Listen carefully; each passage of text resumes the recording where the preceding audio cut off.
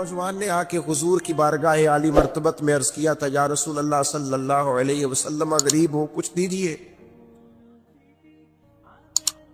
تو حضرت جابر بن عبداللہ رضی اللہ تعالیٰ عنہ فرماتے ہیں، ہم نے حضور سے بڑا کچھ سنا، یہ لفظ نہیں، لفظ لا، یعنی میرے پاس نہیں ہے، یہ ہم نے حضور سے سنا ہی نہیں۔ ایسا کوئی محبوب کہیں ہوگا نہ کہیں ہے، بیٹھا ہے چٹائی پہ مگر عرش نشی ہے، اور ملتا نہیں کونین کو کیا کیا تیرے در سے، بس ایک لفظ نہیں ہے جو تیرے لب پہ نہیں ہے۔ اور یہ فاضل بریلوی رحمت اللہ علیہ کا انداز بھی دیکھیے، کہتے ہیں واہ کیا جود و کرم ہے شہ بطحا تیرا۔ اور یہ ذرا دیکھیے شعری ذوق دیکھیے، واہ کیا جود و کرم ہے شہ بطحا تیرا، نہیں سنتا ہی نہیں، نہیں، کیا انداز ہے۔ اب یہ کیسی زبان ہے اور کیسا یہ محاورے کا استعمال ہے، جو شعری ذوق رکھتے ہیں وہ سمجھے، کہتے ہیں نہیں سنتا ہی نہیں، کون؟ مانگنے والا تیرا۔ یا رسول اللہ آپ سے مانگنے والا نہیں سنتا، حضور عطا کرتے۔ اور ایک جگہ پہ فرماتے ہیں، میرے کریم سے کر قطرہ کسی نے مانگا،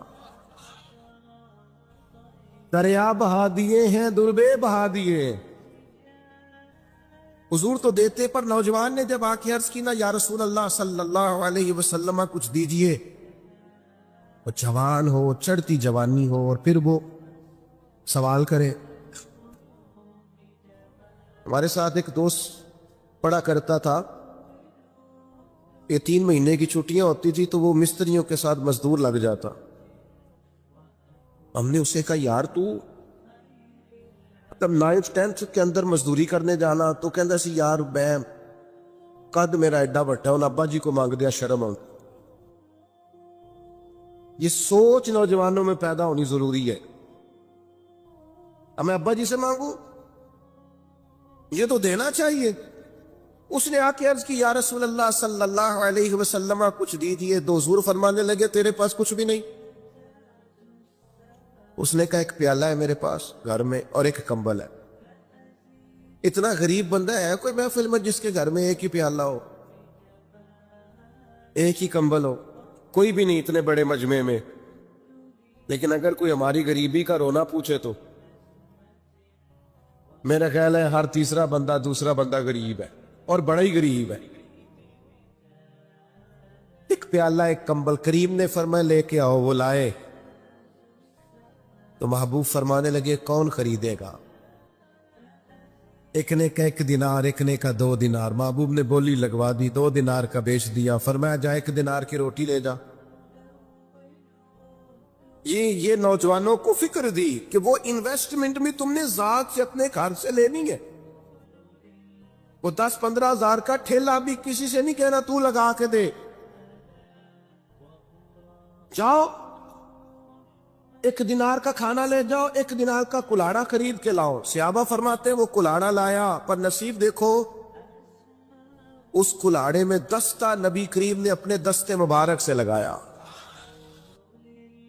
فرمایا جا جنگل میں جا کے لکڑیاں کاٹ اور بیچ، کھا بھی اور کھلا بھی، پی بھی اور پلا بھی، 10 دن مجھے نظر نہ آنا۔ یارو یہ کیا بات ہوئی؟ مایوس رہنا، کمزور رہنا، فلانے نے میرے ساتھ تعاون نہیں کیا تو میں پیچھے رہ گیا، فلانے نے ہاتھ نہیں پکڑا، تو اپنی دنیا آپ پیدا کر، اگر زندوں میں خود جدوجہد کر، میدان میں اتر، ہمت کر۔ حضرت حسن بصری رحمت اللہ علیہ کے پاس ایک نوجوان نے آ کے عرض کی، حضور بس آج کے بعد میں نے کام نہیں کرنا۔ فرمایا تمہیں کیا ہوا ہے؟ کہنے لگا، آج میں نے عجیب منظر دیکھا ہے، میں نے دیکھا ہے کہ ایک شیر نے شکار کیا بکرے کا، آدھا کھایا ہے، آدھا منہ میں پکڑ کے پہاڑی پہ چڑھ گیا۔ وہاں ایک نابینا لومڑی بیٹھی تھی، باقی کا اس نے اسے کھلایا ہے۔ تو حضور میں یہ سمجھ گیا ہوں کہ جو رب اس نابینا لومڑی کے لیے بندوبست کرتا ہے میرے لیے بھی کرے گا، لہذا میں نے کام نہیں کرنا۔ حضرت حسن بصری بڑا مسکرائے، فرمانے لگے کہانی میں کردار تو نے دو دیکھے، ایک شیر ایک لومڑی۔ فرمانے لگے کیا بات ہے تیری، تو نے لومڑی بننے کا پروگرام بنایا، شیر بننے کا کیوں نہیں بنایا؟ تو شیر بننا، شکار کر، خود بھی کھا دوسروں کو بھی کھلا، یہ کیا بات ہوئی؟ امت کے جوان فائلیں لیے دفتروں کے چکر لگاتے اور اپنی بغل میں کاغذات لیے امبیسیوں کے پھیرے کاٹتے اور ایجنٹوں سے سوال کرتے کہ مجھے ملک سے باہر جانا ہے، کیا طریقہ ہے؟ یہاں رہ کے بھی محنت ہو سکتی ہے، اپنی مٹی پہ چلنے کا سلیقہ سیکھو، سنگ مرمر پہ چلو گے تو پھسل جاؤ گے۔ دوستو سنو، میرے کریم نے فرمایا چاہ لکڑیاں، ایک پیشہ برا ہے میرے بھائیوں، ایک پیشہ، وہ ہے کسی کے آگے ہاتھ پھیلانا۔ باقی دنیا میں کوئی پیشہ برا جو ٹھیلا لگاتا ہے اور مالٹے بیچتا ہے اور سیب بیچتا ہے، بڑا عزت والا آدمی، یہ شارٹ کٹ چھوڑ دو، دوسروں پہ بھروسہ کرنا چھوڑ دو۔ وہ شاعر ایک بیٹھا تھا نا، شاعر مجھ سے ناراض نہ ہو جائیں، تو کئی دفعہ وہ شعر و شاعری میں بھی ان کی حالت بڑی خستہ ہو جاتی ہے۔ جن دنوں لوگ پتلے کپڑے پہنتے ہیں، بعض شاعروں نے ان دنوں میں بھی موٹی چادر لی ہوئی ہوتی ہے۔ تو ایک جگہ بیچارہ بیٹھا تھا کونے میں، اللہ ماشاءاللہ سب کی بات نہیں، تو حالت ایسی خستہ تھی، ایک بندہ 5 روپے پھینک گیا، تھا خوددار، بڑی تکلیف کو اٹھا اپنے پیسے، تو اس نے کہا آپ کی حالت بتا رہی ہے، آپ کو ضرورت ہے۔ اس نے کہا ضرورت پڑی تو اللہ رسول سے مانگوں گا، تیرے سے کیوں مانگوں گا؟ شعر بڑا قیمتی کہا، اس نے کہا یہ آرزوئے کرم اور میں آپ سے کروں، یہ آرزوئے کرم اور میں آپ سے کروں، یہ بھیک اس کو دیجئے جس کا خدا نہ ہو۔ انسان جب اپنے علم پر بھروسہ کرنے لگتا ہے یا اپنی عقل پر بھروسہ کرنے لگتا ہے یا اپنے تعلقات پر بھروسہ کرنے لگتا ہے یا اپنی دولت پر، مال پر، صحت پر، تو ایک بہت بڑے دھوکے کا شکار ہو جاتا ہے۔ اور انسان جب انسانوں پر بھروسہ کرنے لگتا ہے تو پھر اللہ تعالیٰ اسے بعض اوقات انسانوں کے سپرد کر دیتا ہے، انسانوں کے سپرد۔ بہت سارے ایسے لوگ بھی ہوتے ہیں جو رب کریم کو بھولتے ہیں اور وہ اپنی ساری توجہ انسانوں کی طرف، دنیا کی طرف، دنیا داروں کی طرف کر لیتے ہیں، تو اللہ تعالیٰ فرماتا ہے پھر میں انہیں یہ سزا دیتا ہوں کہ وہ مجھے بھولنے نکلے تھے تو میں نے انہیں ان کا اپنا آپ بھی بھلا دیا، اپنا آپ بھی۔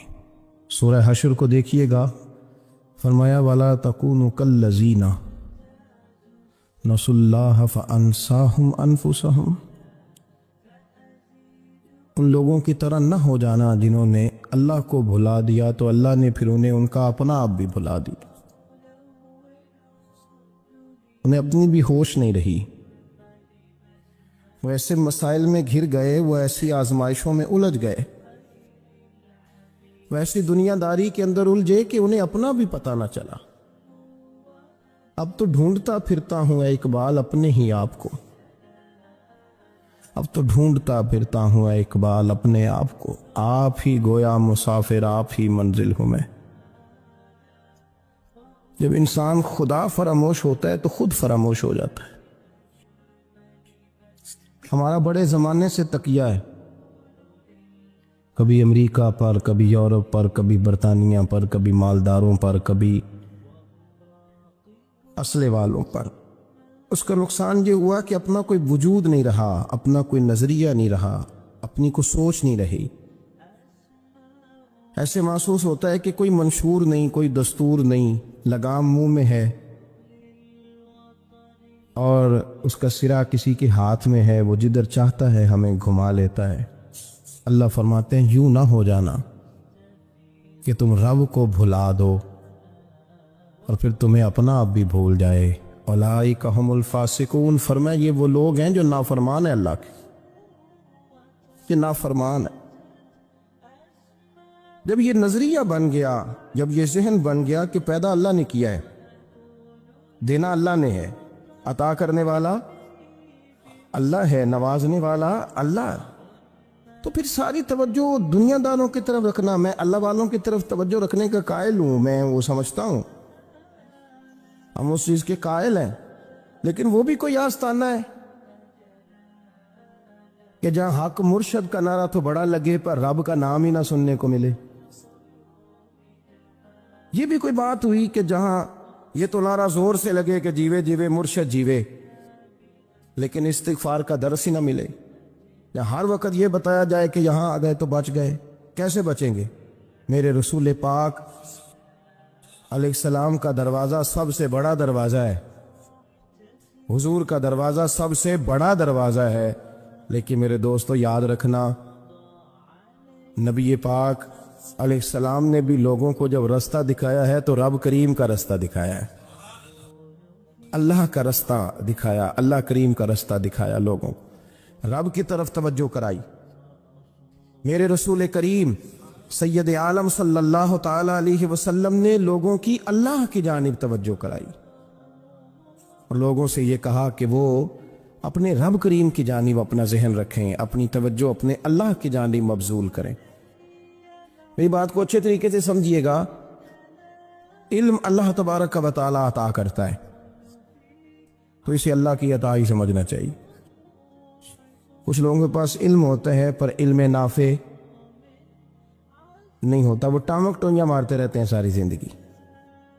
علم کو اللہ کی عطا سمجھیں، اپنی عقل پر اپنے شعور پر زیادہ بھروسہ نہ سمجھیں، نظر اللہ پہ رکھیں۔ حضرت مولا علی شیر خدا کرم اللہ تعالی وجہہ الکریم سے کسی نے پوچھا تھا بڑا عالم کون ہوتا ہے؟ ہمارے ہاں تو اب وہ والے عالم پائے جاتے ہیں نا، اللہ ماشاءاللہ، جو ممبر پہ بیٹھتے ہیں تو دعوے ہی دعوے ہیں، ممبر پہ بیٹھتے ہیں تو دعوے ہی دعوے ہیں، اس طرح کے عالم ہمارے ہاں پائے جاتے ہیں، وہ ہر بات میں دعویٰ کرتے ہیں، میں یہ کر دوں گا، میں وہ کر دوں گا۔ یہ مزاج علماء کا نہیں۔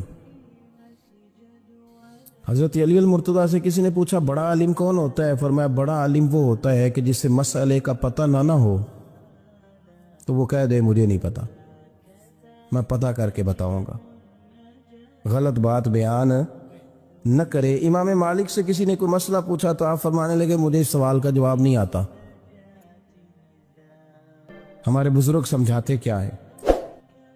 وہ کہنے لگا آپ اتنے بڑے امام ہیں تو اس سوال کا جواب نہیں آتا۔ فرمانے لگے اگر مجھے ہر سوال کا جواب آتا پھر تو میں خدا ہوتا،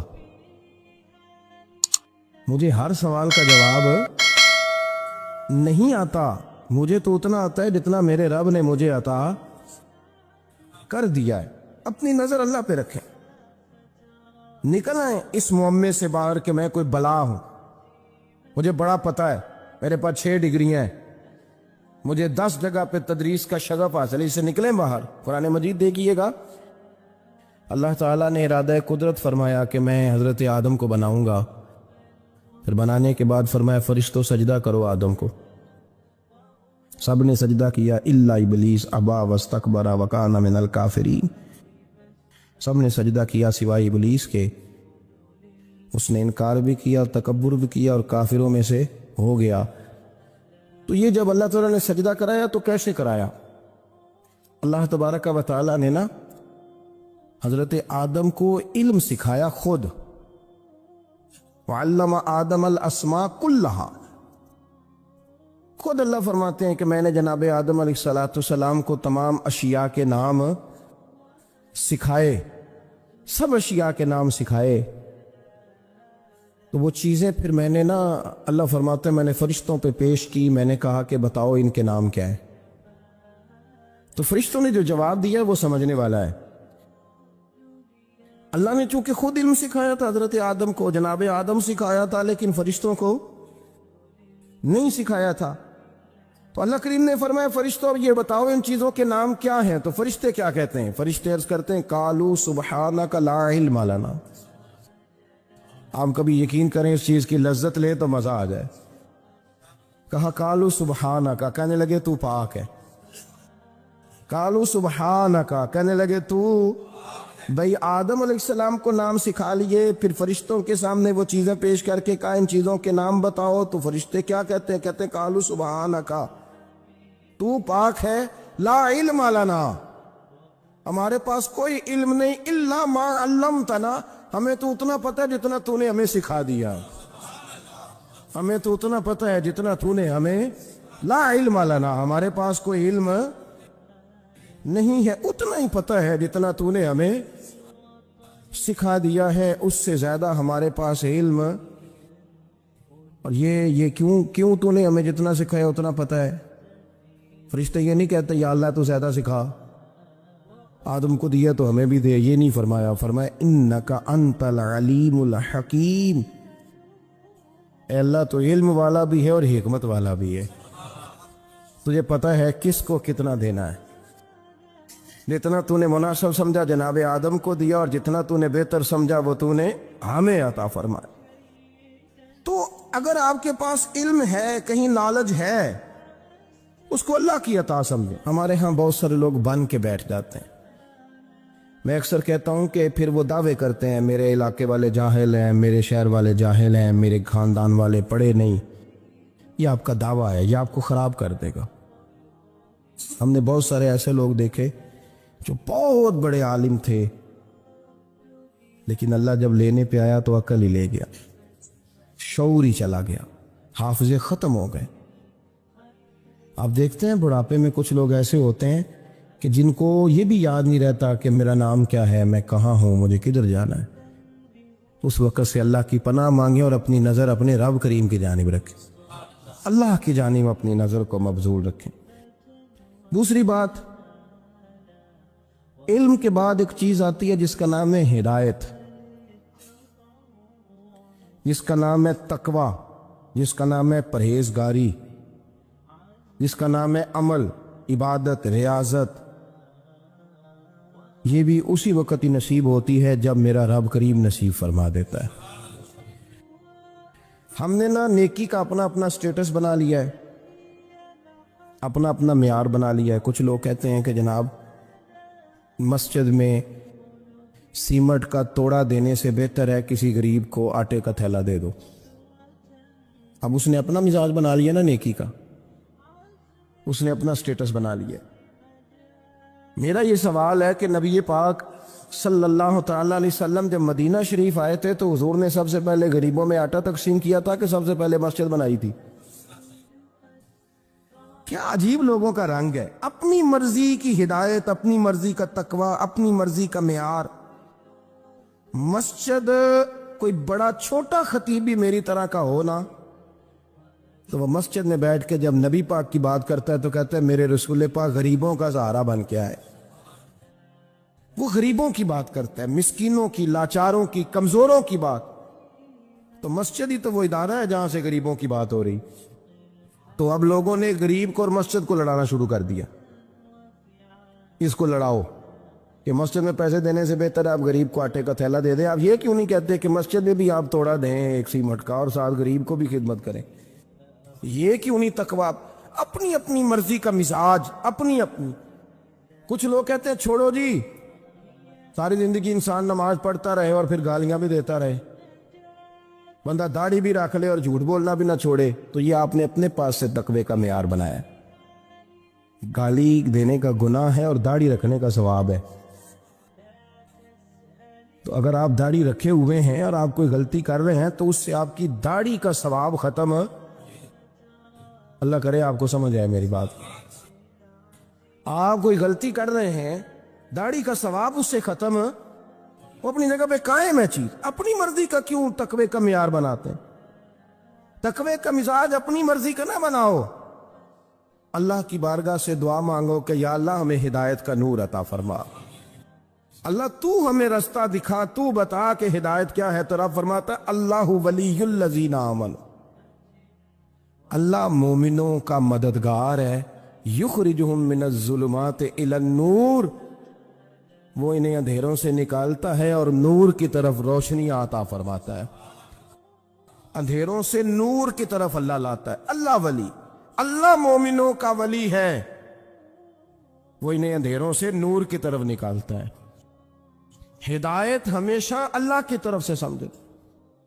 جب وہ نماز کی توفیق دیتا ہے تو اپنے فضل سے دیتا ہے، جب وہ ذکر کی توفیق دیتا ہے تو اپنے فضل سے. ہم سمجھتے ہو جی فلانا نہیں پڑھ رہا بڑا بیوقوف ہے، فلانا نہیں پڑھ رہا، تو تم کیا اپنی عقل کے زور پہ پڑھ رہا؟ میں جی اللہ کے فضل سے 2 سپارے پڑھتا ہوں، تو کس پہ احسان کرتے تو 2 سپارے پڑھ کے رویا کر. کہ اگر مالک تو بڑا قریب نہیں. بڑے لوگ ہیں جن کو پورا قرآن حفظ ہے پر انہیں پڑھنے کی توفیق نہیں، تو انہیں فضل کیا اور مجھے توفیق دے دی ہے پڑھنے. رویا کر، پڑھ کے رویا کر. راتی ساری کر کر زاری، وہ نیند اکھاں تھی توندے تے فجرے اوہی گناہگار کہاون سب تو نیوے ہوندے. مہربانی کریں، ڈریں، نیکی کریں تو پھر ڈریں، پھر احساس پیدا کریں، پھر اپنے اندر وہ کمزوری لائیں. کہیں توبہ توبہ، مجھے تو پتہ ہی نہیں، تو جانتا ہی نہیں. حضرت سیدنا امام اعظم ابو حنیفہ رحمۃ اللہ تعالی علیہ کے ساتھ ایک شخص کہتا میں نے نماز پڑھی، تو عشاء کی نماز تھی. یہ جو لوگ بڑے ہوتے ہیں نا، جن کے پیار کرنے والے بڑے ہوتے ہیں، ان کے گرد خوف بھی بڑا ہی ہوتا ہے، انہیں بڑا ڈر لگتا ہے، بڑی بعض اوقات آزمائش ہوتی ہے ان کی.